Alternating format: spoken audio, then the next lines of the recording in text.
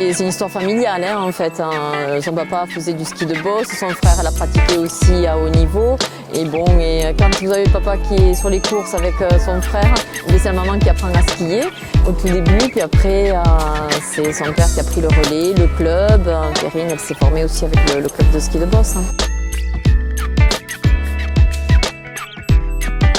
Je crois 2 ans, peut-être avant un peu, parce que mon père est moniteur de ski, mon frère aussi. Et donc du coup, dès que j'ai commencé à marcher, ils m'ont mis sur des planches et c'est parti quoi. Avant, le ski c'était vraiment quelque chose.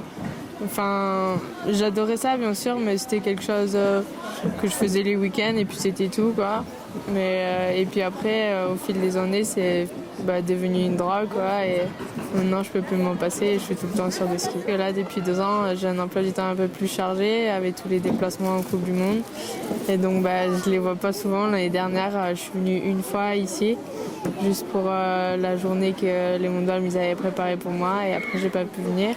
Et du coup, vu que là, en ce moment, j'ai une pause de 15 jours, j'en profite pour skier avec tous mes amis d'enfance.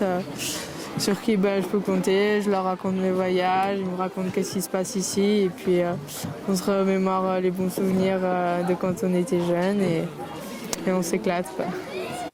Non, maintenant on se voit plus trop. Ouais. Maintenant qu'elle est en Coupe du Monde et tout, ça faisait un moment que je l'avais pas vue là et c'était plaisir de la revoir. Ouais. Moi j'avais peur de ça d'ailleurs qu'elle parte et que du coup ça soit plus pareil, mais pas du tout. Je vais toujours à l'école, oui. Mais c'est vrai que c'est un peu compliqué parce que la plupart du temps je suis sur les skis ou en entraînement ou en déplacement partout sur la terre. Mais je continue quand même l'école. Je suis scolarisée au lycée climatique sportif de Font-Romeu. Je suis en première S et là depuis la rentrée je suis allée 4 semaines à l'école. Donc c'est vrai que ça fait pas beaucoup, mais bon, je me débrouille comme je peux. Et puis dès que la saison sera terminée et qu'on aura la pause en avril, je vais essayer de rattraper tous les cours que j'ai manqués cet hiver. L'année dernière, tout s'est accéléré, mais alors vraiment à une vitesse grand V, et il a fallu faire face.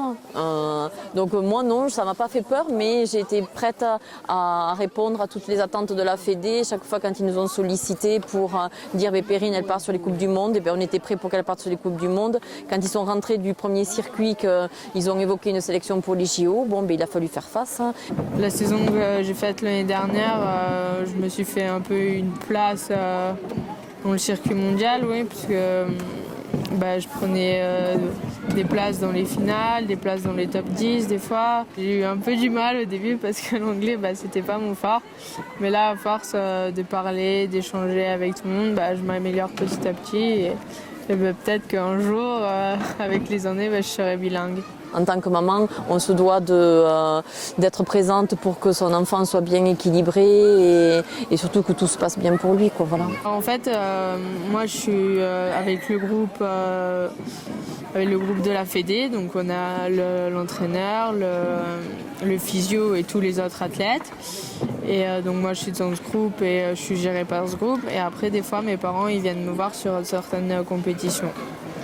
Vous ne pouvez pas enlever le regard de parents, d'une maman. Elle voit que si son enfant il va bien ou pas, quoi. Surtout à l'âge de Perrine, à l'adolescence, il y a plein de choses qui évoluent. On les voit évoluer aussi. Et je pense que notre présence, elle est indispensable. Voilà. L'emploi du temps est surtout compliqué pour gérer ça. Une fois Font-Romeu, une fois à l'étranger, il faut réussir à gérer ça. Mais bon, du coup, je suis pas souvent à la maison et mes parents, ils me voient pas souvent. Même mes amis, du coup, je les vois pas, je les vois très rarement.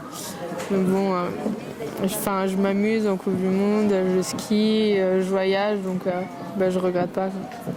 Jusqu'à l'année dernière, j'avoue que quand je la suivais sur le circuit Coupe de France, sur le circuit même Coupe d'Europe, j'avais beaucoup de stress notamment au niveau des sauts parce que c'est quand même un sport à risque et c'est vrai que bon, je n'y allais pas avec beaucoup d'aisance, la voir, j'étais pas tranquille.